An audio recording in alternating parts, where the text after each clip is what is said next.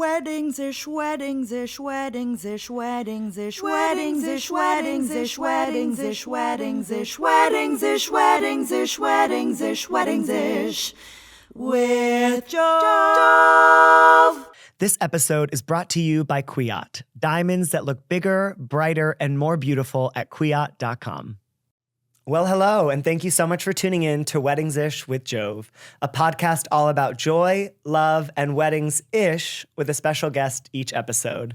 For this episode, I am beyond excited to introduce you to the Olympic champion and broadcaster, and I'm lucky to call my friend, Tara Lipinski. Hi. How are you? I'm good. I'm so excited to be here and see you. I'm so excited that you're here too. I can't believe that it's been almost 2 years since we were on set, since we first met. It kind of feels like last summer, and it's definitely not. No, so time is flying. Flying by. I feel like post-COVID, the world is like a roller coaster. I know. So we met on the set of a show called Wedding Talk. Yes. You were the host. Yes. I was one of the co-hosts. Yes. And it was so fun and amazing to literally watch you do what you do. You're an incredible broadcaster. Aw, thank you. It was so fun to do that show. And, you know, obviously the crew, everyone was amazing. Yeah. But to get to meet you and Jose, that was really, for me, one of those life moments where now, you know, we have this forever friendship. Yes. And we just bonded so much on that show, day in and day out, long hours. All and things wedding, all day, all night. But it just feels like we were sort of meant to meet and then now still have this beautiful relationship after. I know. I love it so much. We do have a dirty little secret, you and I, our little text messages that we do. We do. Our husband. I don't want to call out our men. My husband. My fiance. Your fiance. We kind of, you're married to, and I'm going to be married to the same kind of man. Yeah, literally the same person. And it has to do with like, you know, how do we politely say this? Leaving shit everywhere. So that's the polite version. way to say it. But it's hilarious. I will just get a text from you where it's just like a picture. Yes. And we just send Back and pictures forth. of, you know, just these moments. It's better to get it out with you than for him to hear me. Kind of takes it down a notch. A You know notch. what I mean? You're A like, notch. okay, let me vent this picture out. Yes. And then we can approach. And then I can politely approach.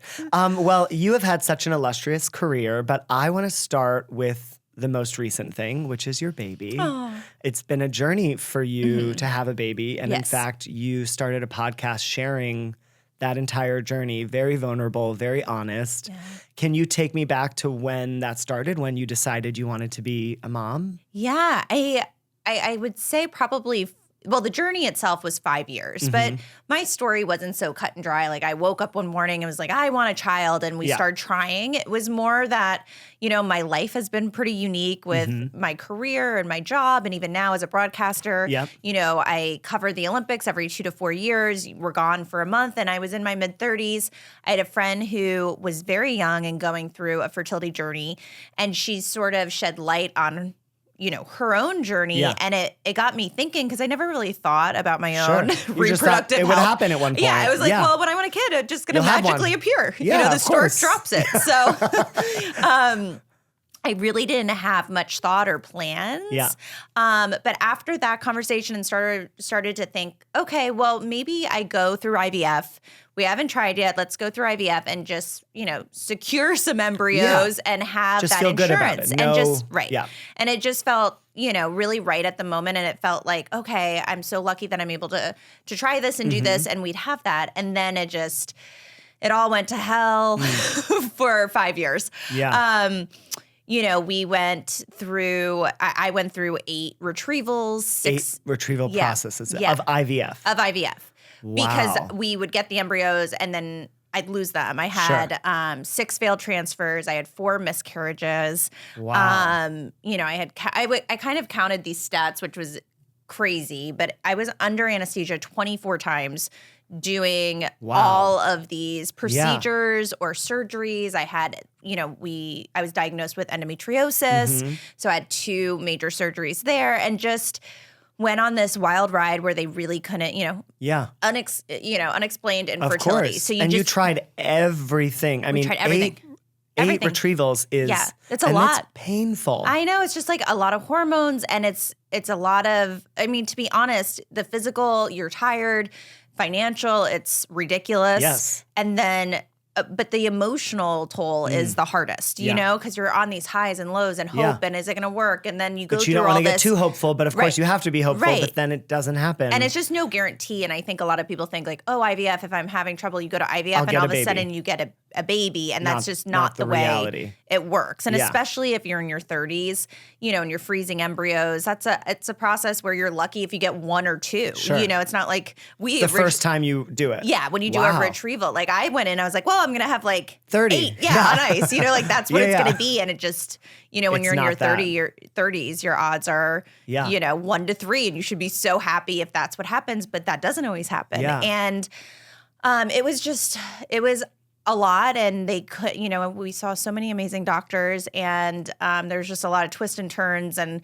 we always ended up in that really, you know, that category of like, ooh, 5% of people struggle with this, and it's like we don't know what's wrong. You just don't assume it's going to be you. You're healthy, you're young, you're athletic, like we're going to be fine. We're going to be fine. We're going to be fine. And we were not fine, and we didn't get an answer, you know, really why, you know, and all of these doctors just were, you know, I think they were baffled emotionally and baffled and just, you know, and finally we, you know, there's so many different avenues you can take. And finally, after my 4th miscarriage, they happened all the same way. We went to a reproductive immunologist who tested us. And that was the only test that came back with like a negative finding where it's pretty much like conclusive to tell you. To dumb it down, Todd and I's genetics, the way that they work and my body's immune system essentially sees his DNA as evil and it's an attack on your body. Yeah, and pretty much kicks out. Got it. And it will just continue the pregnancy. To do that. Well, there's, you know,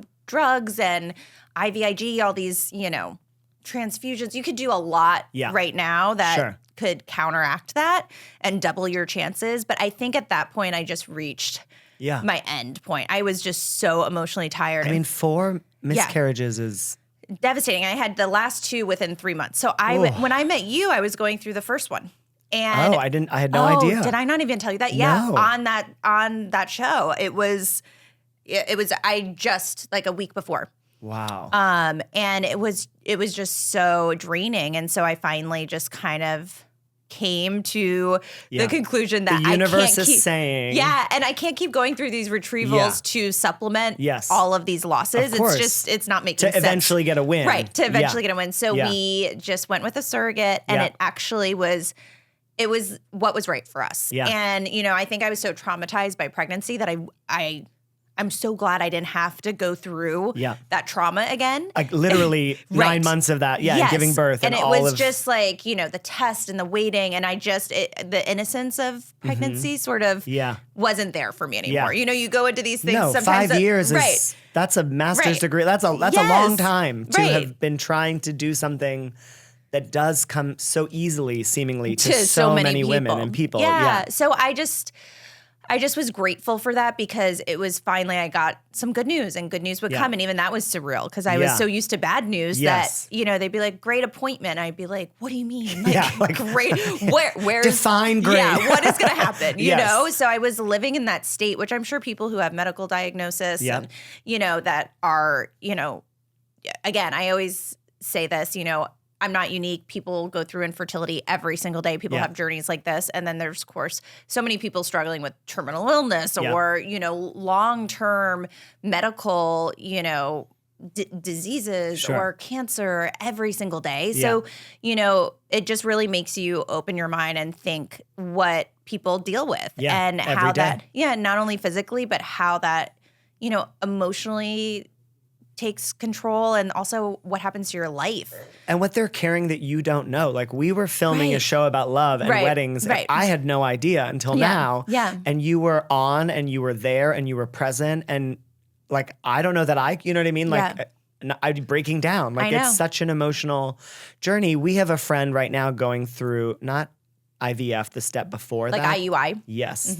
4 of those, and then they're going to move on to IVF. But I guess for her and for all people, it's a journey. But like, how did you know that 4 miscarriages, 8 like, when do you draw that line to say like, I think we have to try something else, like surrogacy or adoption or the other options? I think that it's just like you get to a point where you just know. Like I kept wanting to try, and then it was just at this point, I was getting lucky that I could still get these embryos. Sure. I was the last retrival. So you had that ray of hope. Yeah. Well, it was also good perspective, right? Because like I was at an age where we have to make decisions. Yeah. I was 40 and I got, at the last retrieval, we got 3 more embryos, which was amazing. And I just thought, because going into that, I was like, what if it's just 0? What if it's over? Then you almost have this regret of like, why was I trying so hard to get myself pregnant? So I got this like little bit of fear inside of me where I had like regret of like, oh, don't, you're going to lose out. You've worked so hard, 8 retrievals,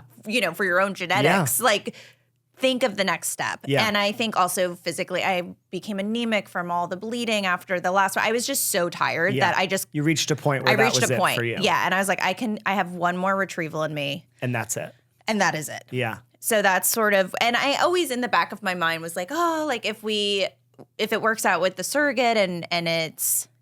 positive, then maybe I would try the immune protocol. And because we have other embryos on ice right now. And I thought maybe I would do that. And it's just really interesting how life takes a turn where I like fought so hard to be pregnant for 5 years. And now You're good. I'm good. I was like, Todd and I talked about it the other day and I was like, no, I'm good. I'm good. Like if we have a baby. If we do this again, and we are looking into the second journey, but it's going to be through surrogacy again. Yeah, because you're comfortable. Yeah, I'm like, you also get to the other side and like I feel like I've almost been reborn now that our daughter's here. And I'm like, whoa, the light, like the sun, the happiness, like traveling, not worrying about tests, not feeling so awful every day. Like, whoa, this is life. The baby. Yeah, and then there's a beautiful baby. Yeah. So it just really, changes your mindset, which I think is like everything. You're reframing constantly. And I'm stubborn and it just... For a long time, I was like, no. I'm going to do this. But you're also someone who's like an athlete. I mean, Olympic, medal winning. Like you are someone who sets a goal, works really hard, and achieves it. Yeah. I feel like for a lot of women or people who want to have a baby, there has to be a sense of feeling like you're lacking, even though it's literally you have no control. Right. And that's why I did this podcast with my husband, because for so long I wasn't able to share. All of my energy was just going into this. Yeah. And I just would be drained if I had put that out into the public would know about something so personal. It just felt like a lot to digest. And it was, even when I did it. But at that point where we were in a more hopeful place, finding a surrogate and having much better odds than we were having on me. Sure, so Todd and I did this podcast. It's called Unexpecting. And we did it in our house. And my husband is a film doc producer. So he's a director, producer. Like he made this incredible set. Perfect collab. Yeah. Beautiful set. And we sat down in our basement and just talked. And it was so healing for us. And, while you're doing it, you don't feel that it's going out to the world. Sure, because it's just 2 of you. Yes. Yeah. And when it did, I was so freaked out. I was like, oh my goodness, like this is a lot to share. It's the most vulnerable you've been. Yes, I mean, 100%. You're talking about techniques and technical and sports and fun and love. No. This is like this is real. This is truth. real feelings and my most vulnerable thoughts and feelings through this, which I think there's so many people and women out there that are going through pregnancy loss or IVF that feel so alone because it's still a little bit of a taboo subject. Course. And you still, like you said, sometimes feel at fault. You feel less than. You don't feel like, you're an equal in this world where this should just be It should just happen. It should just happen. This is what you were built for. It happens for you. Why doesn't it happen for me? Yeah. And so I think this podcast really was a place not only for Todd and I to document our journey, because as we were going through it, I think we were just shoving everything under the rug to like have strength. To get through it. Yes. Yeah. And we were able to really unpack so much. And even, I was able to learn so much about how he felt through all of this. He probably wasn't. Yes. Yeah. And just, how our emotions evolved. And so it's also sort of like a marriage podcast and a peek into like our life. Yeah. Because it's hard. It's hard on relationships. Yes. It's hard on friendships. I'm sure he also feels bad, but he's also helpless. Right. He's helpless and he's not feeling everything.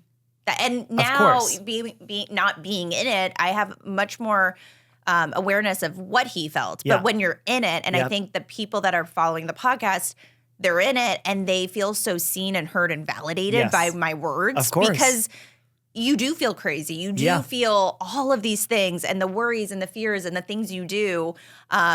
to try to gain control are very specific. And it feels like, when I talked about this, I got a flood of messages. I'm sure I was just going to ask.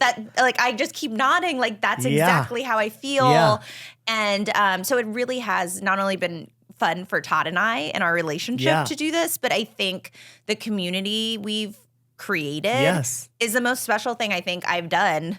Yeah, because you're not alone, right. and people want to hear a voice and a shared experience. And and it's like, so I don't know these people, but we are connecting on such an intimate, vulnerable subject that you feel this instant, connection, bond. And then, like you said, it's a shared experience that I may not, they're a stranger, but I actually feel them connected to them more so than people, than friends of mine, because they've been through it. Yeah, shared trauma. Shared trauma. Listen, it bonds people very quickly, but that's a whole other podcast. Yes. So your husband is the cutest and the sweetest. I want to talk about how you guys met. I love this story. Yeah, so we met in 2015. I was living in New York and LA, kind of back and forth. I was just out of another relationship and just like moved to New York and was like, I'm going to live it up and, know. As we do when we're single. Yeah, exactly.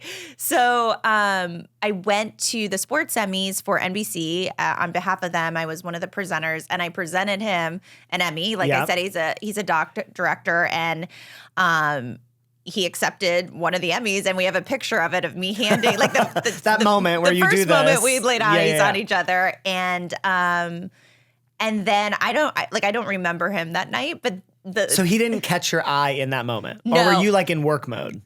Yeah, I don't know. I wasn't. You were I wasn't like, here thinking, it is, shake your hand, goodbye. And it's funny because he had won a few Emmys that night. So more than, Excuse me, let me just, a few. Okay. So I did recognize, I was like, who is this young guy? Because some of them, could be a little bit older. And I was like, who's this young guy coming up over and over again? Winning and winning and winning. And I was like, oh, he has nice shoes. And that's all I remember. Like brown leather shoes, they black were like leather brown, shoes. Cool. And I don't know. I love that. He still has them. He's like very handsome and you notice his shoes. I know.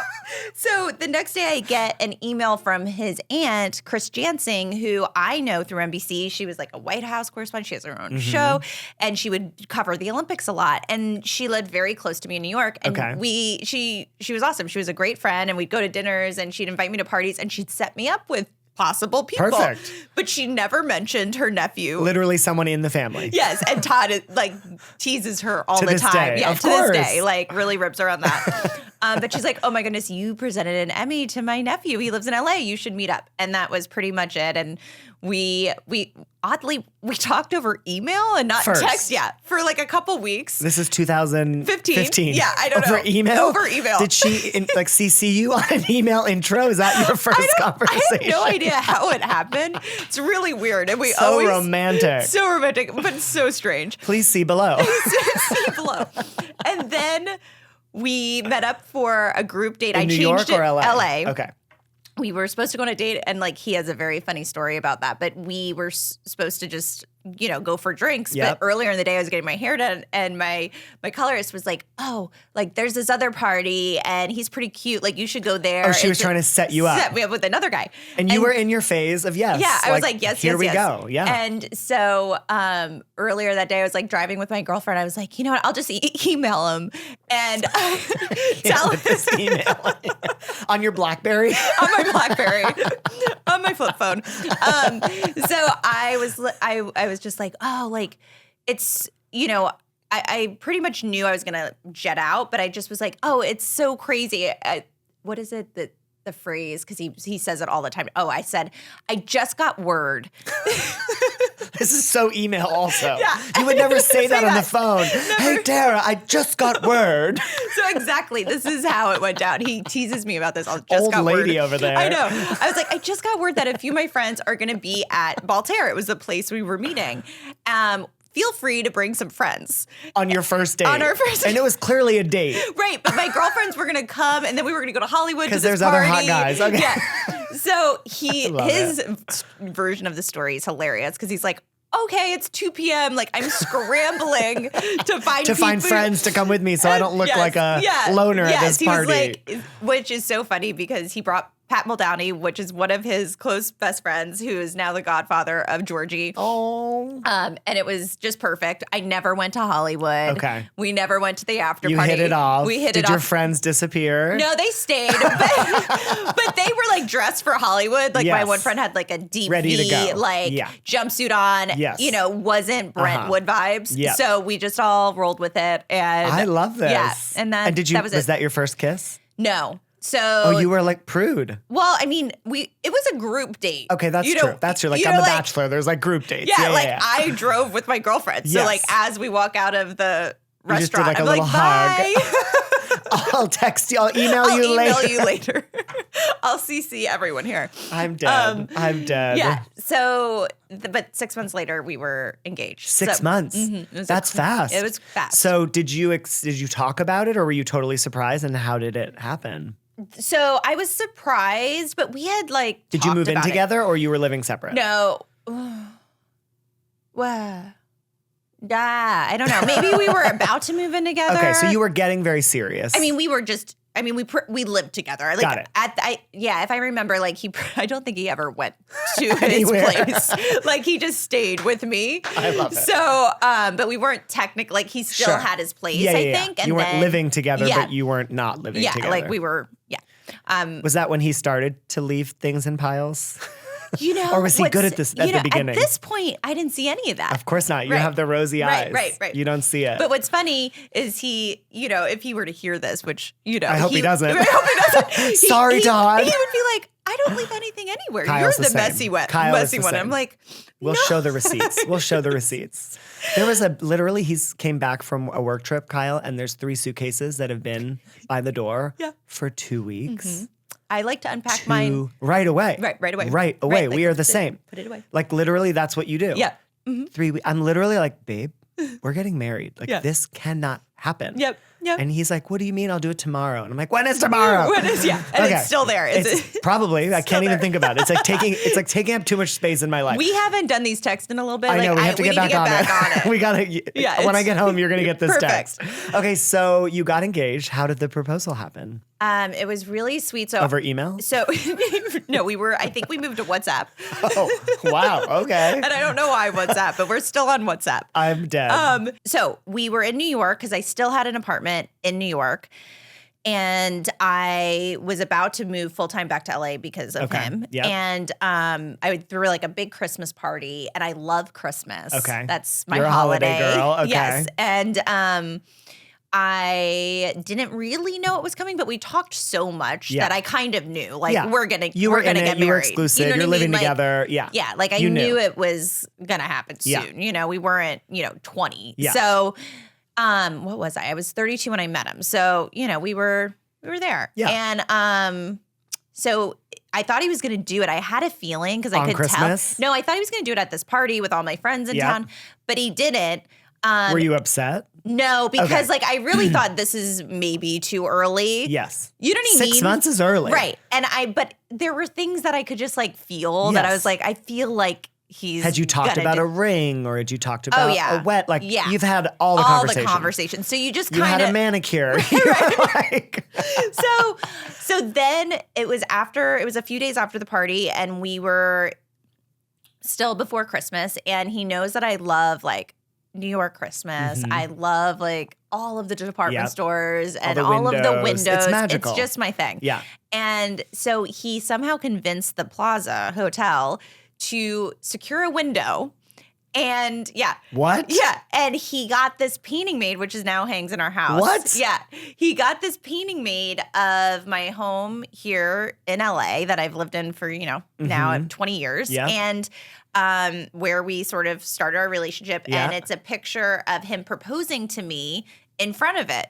And In the window In at the the window Plaza of- Hotel yeah, at like at Christmas Christmas, time. yes. Tell me there was snow. I know. I feel like there was some spray. We went to a beautiful dinner, and then Oh we were my like, let's go gosh. like stroll and look. Yeah. And then I like saw that, and then I looked at him, and he was like down on one knee. No. Yes. This is Yeah. like a Hallmark movie. It was crazy. It This was is so amazing. Well, what's funny though is he didn't say anything. Like he's a pretty him. He's kind of like wordsy. yeah. Like he's creative. Like I thought like what he was going to say to me was Like a going to speech. Right. And it was just, will you marry me? Yeah. So then I gave him shit about that For a long time. And on our first anniversary, he did another clever thing where he like sent this package as if like his notes got lost. Yeah. And some other person picked them up and sent them to us. Oh and my like all of gosh. this like thing. And then it was eventually what he would have said. But yeah, when I looked at him, he was just like, will you marry me? But it's really nerve-wracking Yeah. because when Kyle did it, he had a how whole did speech that- in his mind. Okay. And did he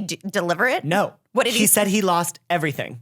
He literally just looked at me and his whole body was shaking. Did he just say, will and he you was marry on me? his knee and he said, I love you so much, will you marry me? Like that was it. Like he couldn't get anything else that's so out. cute. And I took like a second because I was in total shock. Like I thought I had to propose. So I was literally like 100% surprised. And then he was like, so? Like, and I was like, yes. And then he got up and we kissed and he's like, oh, the ring. And he got back down and he did it again. But yeah, he had he wrote it out. He practiced it. So wait, you thought you were gonna Oh, propose? from the start, yes. Because I'm the planner. You're the I'm the wedding planner. And he told me exactly what he wanted on more than 5 dates. I mean, like, he laid it So out. then what happened? Where did the change? Well, according to him, I took too long. Oh, I see. Yeah, we're coming up on 4 years. Yeah, he's like, well, that's, Okay, yeah, all right. Now I get it. We lived together for 2 years. Like he's like, okay, let's move this along. So he basically was like, if I leave it to Jove and I want my dream proposal in Versailles, which is what he wanted. Okay, so that's a bit of like, you have to Very plan specific, that. very niche. Then it would have Very niche. very niche, but also very specific. Like he had 3 moments and steps and people God, I and can't. seasons and like Oh my God, I can't. all of that. Okay. So he's like, that's not happening, and I want us to get married, so I'm just gonna do it. And I literally, it was the day after Christmas. That's why I was in shock. Yeah. But it was so sweet. And similar to Todd, he couldn't say anything except, will you marry me? When I saw it on Instagram, I was just like, oh, this It's is so sweet. It's so sweet. So he did this romantic proposal at the plaza. Mm-hmm. This is like, I'm obsessed with this. And then how quickly did you get married? Not quick. It was like 1.5 years. Oh, okay. So you like balanced it out a little bit. Yeah, we balanced it out. And Quick, slow. quick, slow. And I had the Olympics coming up. And so we had a lot of work stuff and then just did a slower planning. And you got married in the South? I did. In South Carolina. South Carolina. Any Yeah, so I connection have a to family place- or friends? Yeah, I have a place out there on Kiawah Island. Okay. And I've been out there 20 years. Isn't that weird when you start to, yes. like, I'm like, I've been in New York I am 20, so how does 15 that years. happen? You were just born. You were born on an I island. was born on an island in South Carolina. It just happened. Yeah, I just like a mermaid just was You like just had rolled ice to shore. skates and a mermaid and an island. exactly. And here we are 20 years later. But I just love it out there. Yeah. And it's just been a place for me to always detach Yep. and just A refuge. slower Yep. vibe and do nothing kind of place. Yep. And so many different parts of my life during skating, after skating, I just have a lot of beautiful memories Yeah. there. And so we had gone there for our very first trip together. And so we got married in South Carolina. And it was a fairy tale. I mean, your ceremony, my little like hoop, little, big. little. Yeah. It was like 30 feet. It was Yeah. like gorgeous. Well, Jackson Durham, they nailed it. Like out of everything in my wedding, the flowers were beautiful. insane. And they were everywhere. Yes. Cake, tables, Yeah. ceremony, like everywhere. Yeah, it just peonies and hydrangeas. And Yes, it was roses. gorgeous. Yeah. What wedding advice would you give to couples getting married? I mean, you had the fairy tale wedding, but when you zoom back now, having had a marriage, a baby, like what was the most important thing at your wedding? I think for me, it was really just doing it my own way. And I know there's so many voices and so many things. And there's things that I took that I'm like, oh, I should have like gone with my gut on that. Like this would have felt more us. Yeah. And I think just like customizing it as much as you can. Yeah. Obviously, that's what a wedding is, but really finding those special moments for like me and Todd, or how to make everyone just feel the love instead of in the like room. schedule. And like, who cares if, I don't think anyone even saw my cake cutting, it's like. I saw the cake, but yes, not the cutting. Right. So it's like, for me, it was more about like friends and dancing and party. I really just wanted it to be a big party. Yeah. Which, I mean, that's like the joy of a wedding. Like, when else do you look around a room and all the people you love are just dancing and having a good time. And you just want a singing. relaxed I mean, I wanted it was very formal, but relaxed enough. And you always know it's good, like when two people split their pants and then like the next day I get a call that stories, like some people are like trying to sneak alcohol, like staying there for like 2 hours later and had to be kicked off the premises. Those are all the things you want to happen at a wedding. That, like you don't want like a perfect wedding where everyone behaves. No, you don't. You want it to be like, I got drunk. Yes. I had a good time. Yes, I love that. And so from the wedding, you moved into wedding TV. Yes. Is that sort of like, have you always wanted to be in weddings? Are you obsessed with weddings from your own wedding, or how did that? Yeah, I've always been obsessed with weddings after I got married. Okay. I was not one of those people that you didn't have like the magazines. No, all it cut was out. just when we did it. I was just so into it, and I loved it. I was like the person who had wedding blues afterwards. Like I was so sad it was over. You know, in my mind, I've been constantly like planning when we could do like all a you talk renewal. about. Yes, of course. Like your whole life when you are getting married is your wedding, right? And you stress over every detail, right? And you had a wedding planner? So I had a wedding planner, and what I did too was like, we planned this for a year and a half, and that's what I realized when afterwards I was so sad, is because it's gone. It's gone. No more emails. No more emails. No more phone calls. And even though it's stressful, it's so fun. No more cake tastings. No, I still miss it. So like I want to redo it. All these years later. Yes. Well, you guys should have an anniversary We really party. should. I mean, we've been together. It's going to be 7 years. Wow. So I feel 10 like is 10 a good is, number. you know, and I could start planning, you know, a year and a half out and just, so no. Maybe 2 years. but yeah, maybe 2 years. But the greatest thing is just that when Wedding Talk came about, it would just kind of fell in my lap, felt right, and it just felt right. Like it was, but what's so funny is weddings have always been part of my career. I did two seasons of the Wedding Cake Championship with my partner in crime, Johnny Weir. We hosted Johnny Weir, your BFF for life. We hosted that Food Network show for 2 years, and that was wedding themed. So I don't know why wedding. The universe keeps coming in and out of your life with weddings. I love it. And you've been on quite a few TV shows in your career. Yeah. I was shocked to read the list. Really? Let me just say some of them. Okay. Because I had no idea. Touched by an Angel. Oh my gosh, do you remember that? Yes. Yes. Bringing me back to I was like, yes. Yeah. Sabrina the Teenage Witch. Yeah. I was obsessed with that show. Mm-hmm. And then The Young and the Restless. Right. I feel like that's a rite of passage. It really is. You know what I mean? It's, like, it's so funny to hear all of these. You and every other housewife has been on The Young and the Restless, right? Which is still on. Yeah, Oh my I think so. Are you afraid of the dark? Mm-hmm. I must have seen you on it. Probably. I mean, that's where they put the sand on the fire. Yes. It's like the best show. Seventh Heaven. Yeah. Mm-hmm. I mean, these are icon. I had no idea. In my brain, it's like amazing Olympic athlete, wedding talk, wife, mother, like all these other hats. And then I just keep going. Superstore. You were on Superstore? Yeah. I watched that show. I'm going to go back and rewatch all of these shows and see you at all of your stages in life. Family Guy? Yeah. Family Guy? Uh-huh. It's crazy. Scooby-Doo? I know. So when I won the Olympics, I had a contract with CBS. So those very first initial shows of like Young and the Restless. And are they all in network? They were all in network. And I just was sort of like, back then skating really was at the height of its popularity. When I won, there were so many opportunities. So I was touring, I was skating professionally, but you know, I had this contract. We were putting together skating specials. And then part of it was that I would appear on these shows. Great. So I did that. For a few years. And so I you didn't want to be an actor? No, not at the time. It just was like part of it was just part of the fame deal. and the rise of the skating. But then when I started doing it, I was like, I like this. Yeah. And of course, I'm a perfectionist. So whatever I took on, I wanted to be good. So I worked with an acting coach and I did all these things. And then I was like, it would just be fun to audition and see if I could like build. Yes, in that direction. Yeah, and just work at something, because it's, as much as I was skating professionally, my competitive career was over, and I am so used to working and training and rigorous, trying to be better. Yeah. So it was a really fun side thing where I was able to then audition and get these other jobs. I mean, so many that jobs. Weren't me. Yeah, so many I did jobs. not play myself in all these other roles. So it was they really, were characters. Yeah, they were. It was like a really fun challenge.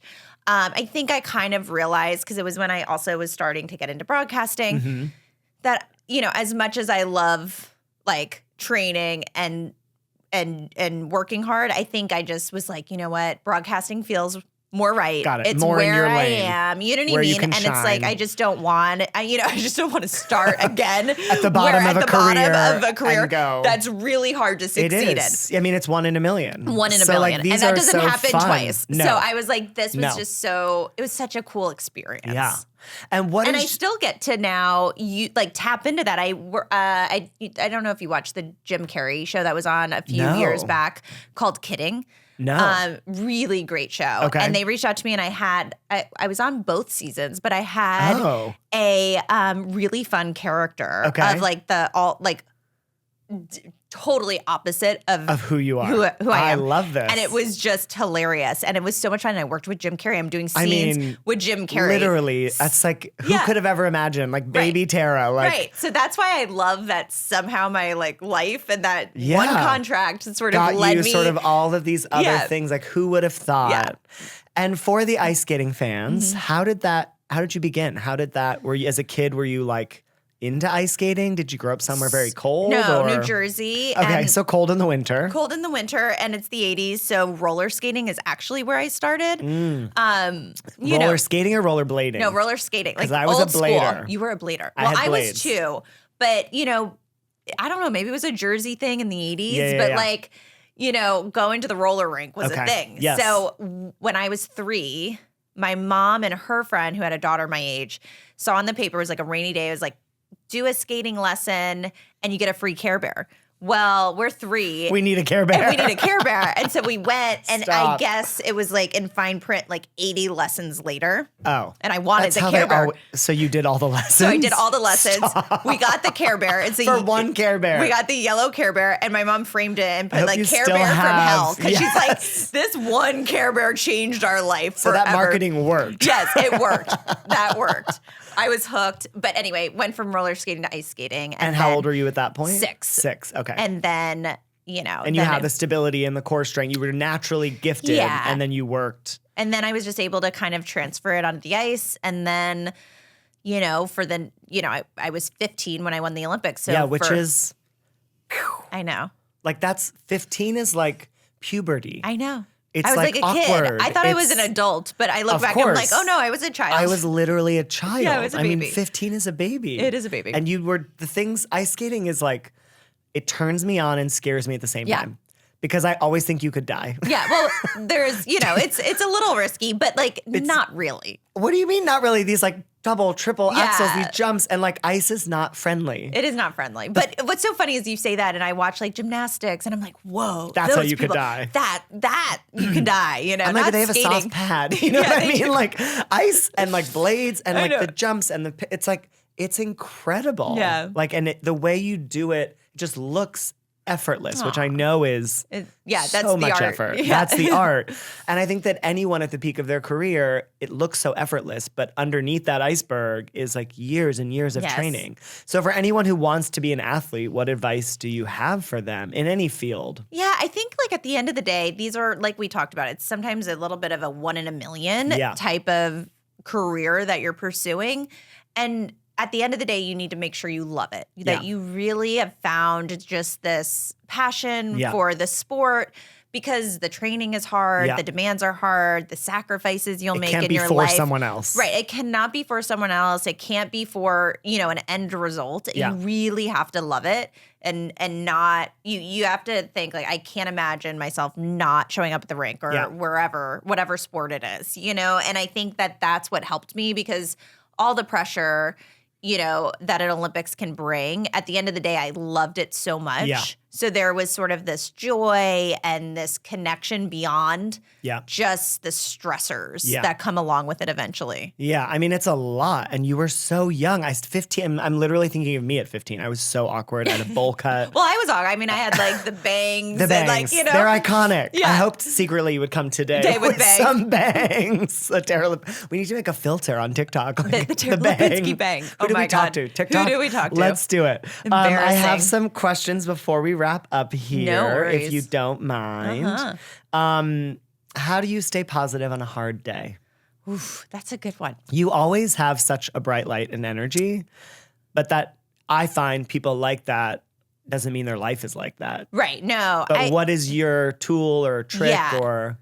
Yeah, I think I just feel like I have I'm resilient in the way that I'm not an overly positive, overly happy, optimistic person. I probably err on the side of being pessimistic. Oh, really? A little bit. Okay. Yeah, I'm always like, or maybe I love this. realist is like a better. Practical. Yeah, where I'm just like, well, not everything is possible. Yes. You know? Yes. Like, wait, when is your birthday? Gemini. I'm June 10th. Oh, you're Gemini. Okay, most of my friends are Geminis. Okay, that makes sense. Yeah, it makes sense. But I just feel like I take that approach, but at the same time, I don't like to be knocked down. And once I am, then I'm like, ooh, I'm a little competitive. I'm going to get back in the ring. Just a little competitive. I'm going to get back out there. And I just feel like, on those tough days, I kind of let my emotions take over. And if I want to be bummed and sad and I want to. You do. I do it. Yeah. And then. You see it through. Right. I see it through because eventually there's that feeling that's just like, get back up and do it again and try again. And you get that hope. And I think that's what got me through the fertility stuff. I'd lay on my couch and sink into it for 2 weeks. And then I'd feel that, okay, I'm going to start making the calls and the appointments and I'm going to get on the diet and I'm going to do all this stuff. So I think I just have learned a little bit about myself that I get back in there at some point, but I'm also someone who definitely it's okay to feels fall apart. all of the emotions. Yeah. And it kind of annoys me when people are just always like eternally optimistic. Yeah.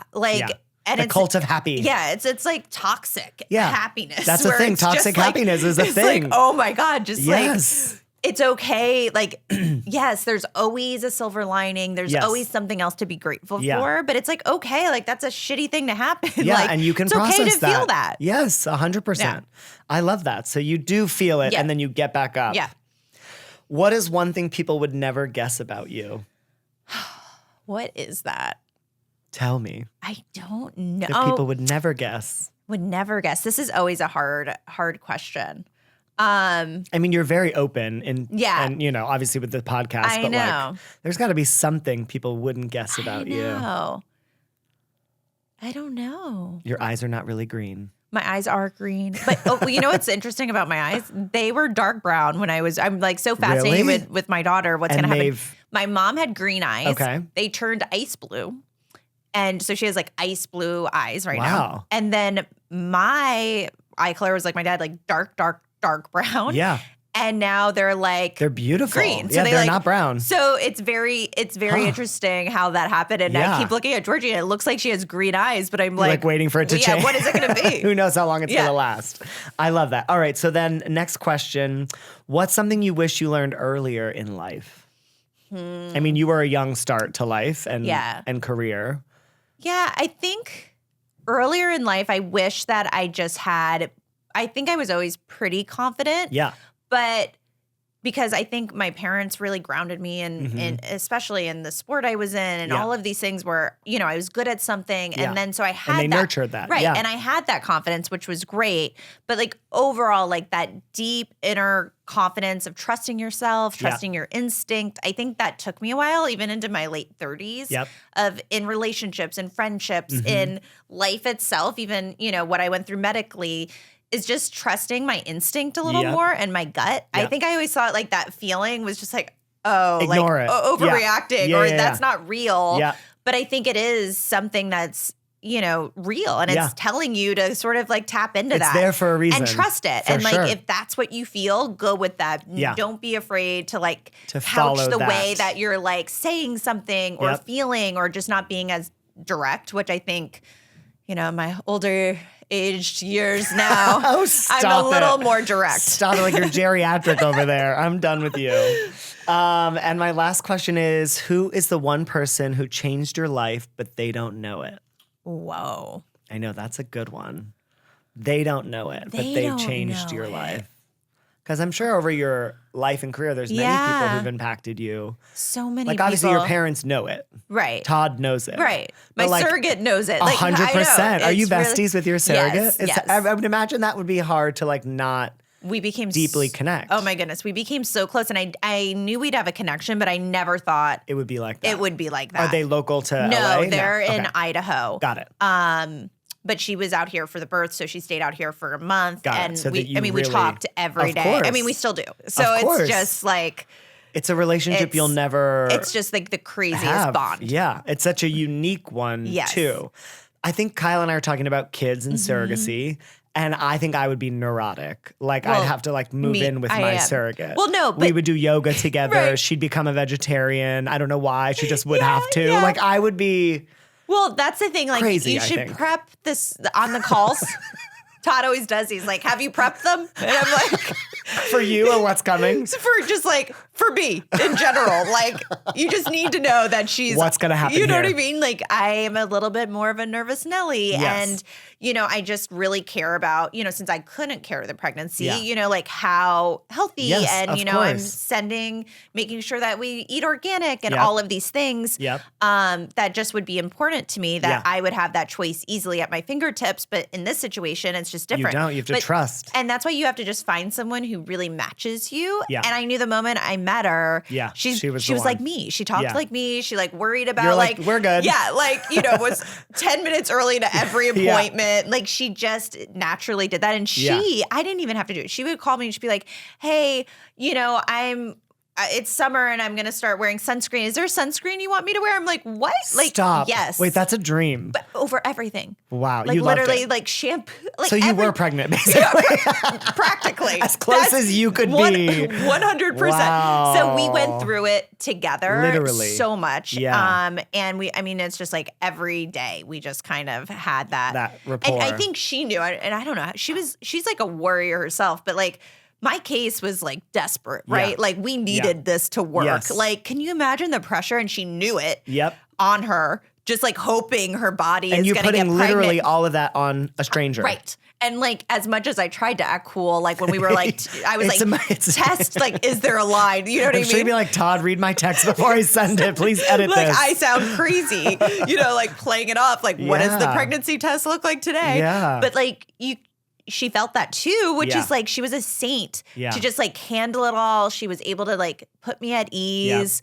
Like there was one time we had a scare at 30 weeks where she had like a little bleeding. Mm-hmm. Of course, getting that call at 2 a.m. But she was like, she was like already in the ER, already hooked up, taking care of baby's everything. fine. Like not, you know, I don't know. A lot of people might be like, oh, it was like a couple spots of blood. I'm like, just gonna go back to bed. bed. Yeah. Like she at 2 a.m. is she like, was on it. She was just she is an angel, like literal on angel. earth. I mean, anyone who could be a surrogate is an angel. Angel. To literally grow another person's like go through 9 months of life. That. Yes. And then give it to away. them. I know.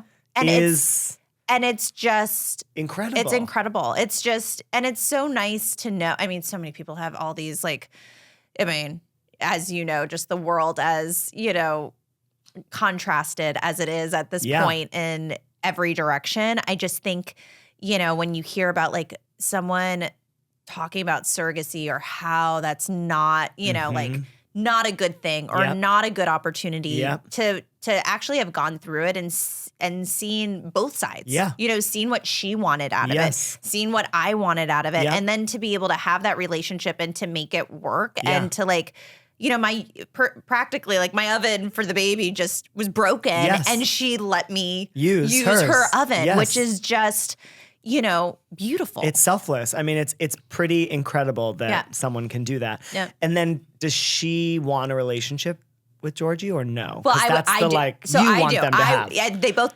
all of, yes. Everyone does. Like we are family. Yes, yeah, like we're just She's like, we in. are family forever. We are ride or die. Yeah. You know, and, you know, I send her like little videos and pictures of Georgie and FaceTimes. She's and in it. she's just the best. And she doesn't live close, but we keep talking. We're like, we're going to have to. Whenever we have a reunion. Yes. And so if you have a second, would it be with her? So it's not going to be, which is killing both of us. Got it. But she had like a slight medical issue. Got it. That. So she cannot. Right. Or at least, yes. Like our like doctors and surrogacy agencies. Yeah. They're tight on. They're not recommending. Right. Yeah. So unfortunately.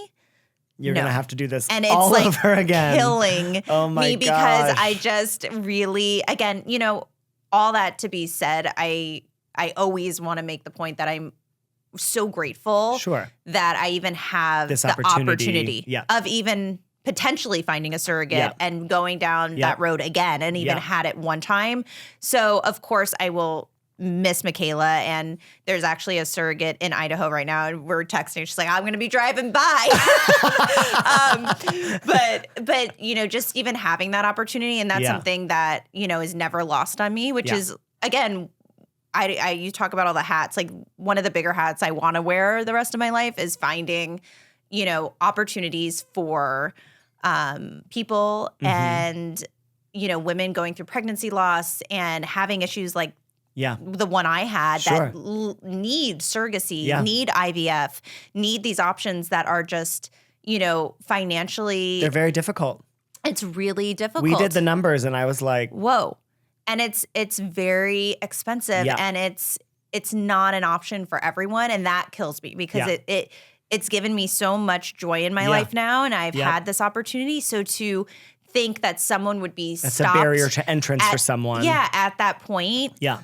Just makes me angry and competitive again. So like now I've spent a lot of time, trying. I cold called companies to get fertility grants. And like amazing. Yeah. And now I'm like working with so many fertility companies. I'm working with Sunfish, which I'm on their board now, but they gave away $10,000 for that's incredible. Yeah. So and I'm doing my first event with Chosen Infertility. I just went to Detroit for their annual event.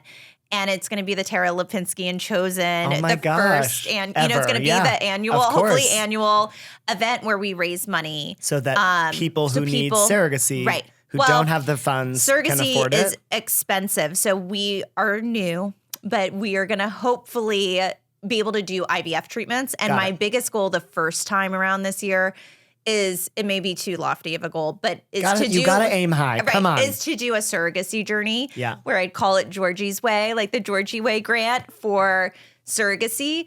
So that's like the big goal. Yeah. But if not, no worries. We still are going to raise money for like IVF and treatments and IUIs and all of the things. There's a lot of money out there that needs to go to good people. Don't worry. I'm like hitting everyone up. Don't call me. I have to pay for my own. But I might be calling you. I'm hitting up the big companies. Great. Hit them up because I might call you for a grant. 100%. Just come right over. Listen, I will be. Yeah. And where can people find you? I guess the easiest place is Instagram, Tara Lipinski, and then your podcast is everywhere. My podcast is wherever you find your podcast. 2 seasons? We're in the second season. Yep. It's called Unexpecting, and it's with my husband. So we really enjoy doing that. Yeah, well, tune in, check her out, follow her. I adore you. Oh, I love you. Thank you so much for being here. Yay. Weddings-ish. You want a diamond ring that looks bigger, brighter, and more beautiful. You want it to be conflict-free and responsibly sourced. And you want it to be made just for you. Kwiat brings you Mine to Shine, the world's most personal diamond.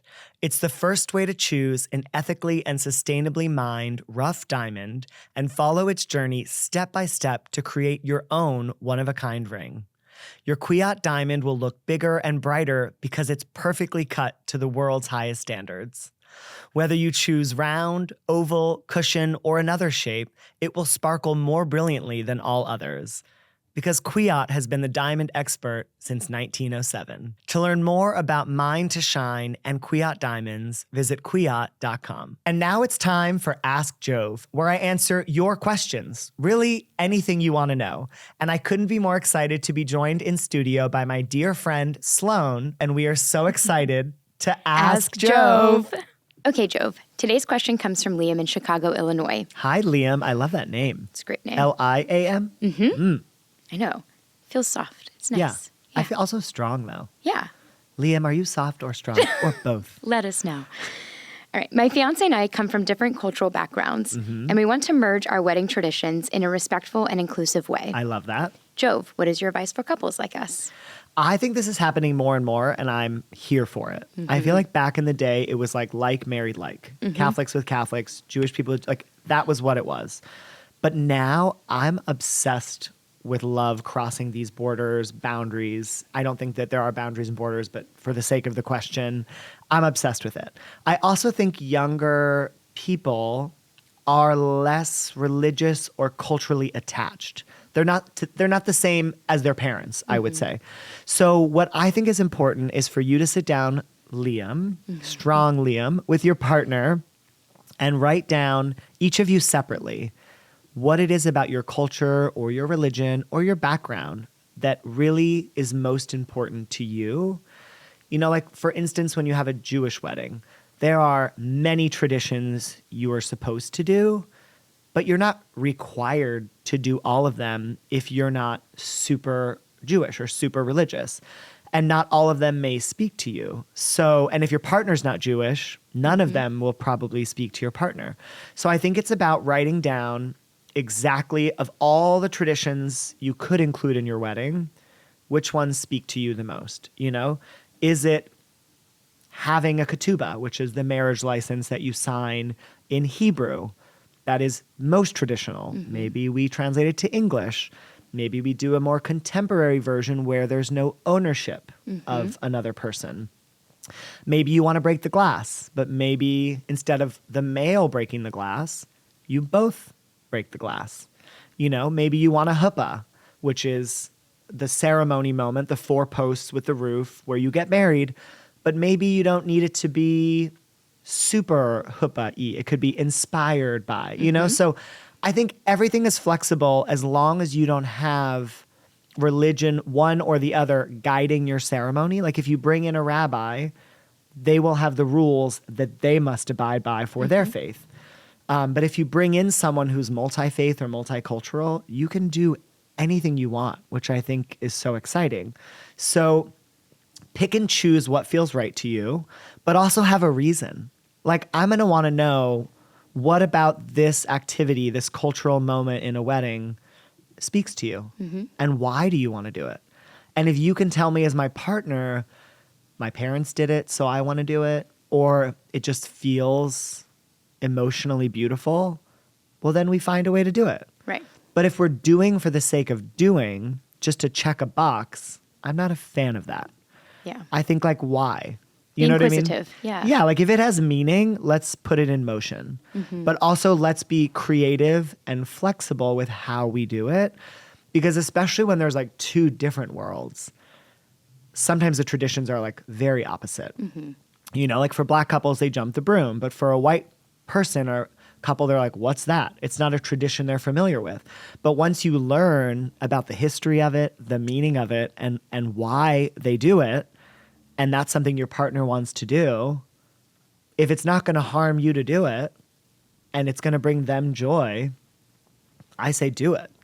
Did you have any traditions that you and Jose we really disagreed about? Or No, we were very much in alignment with one another on the Yeah. things that we wanted to do. And I think something that is a very good piece of advice as well is like interview your family members who have been married in the past. Yeah.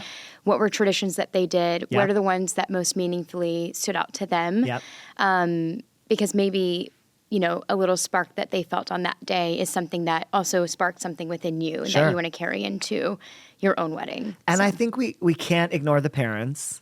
You know, these traditions and cultures come from them and their grandparents and their grandparents.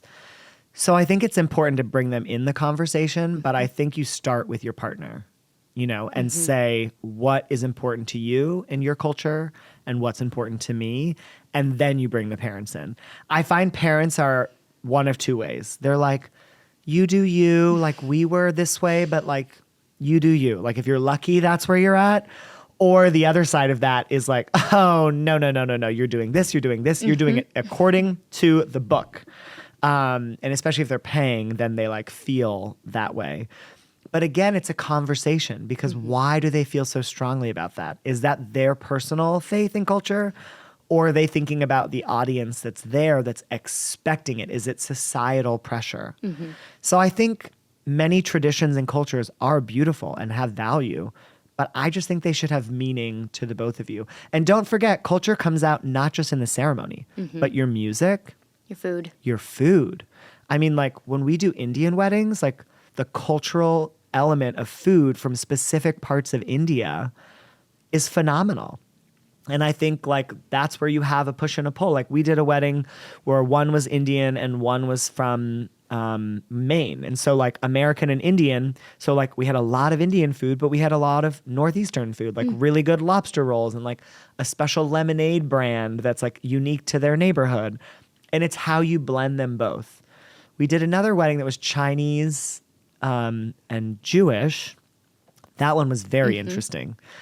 That mix was a little harder. I think like eggplant rollatini and like Szechuan chicken back to back was hard. It was delicious, but it confused the body.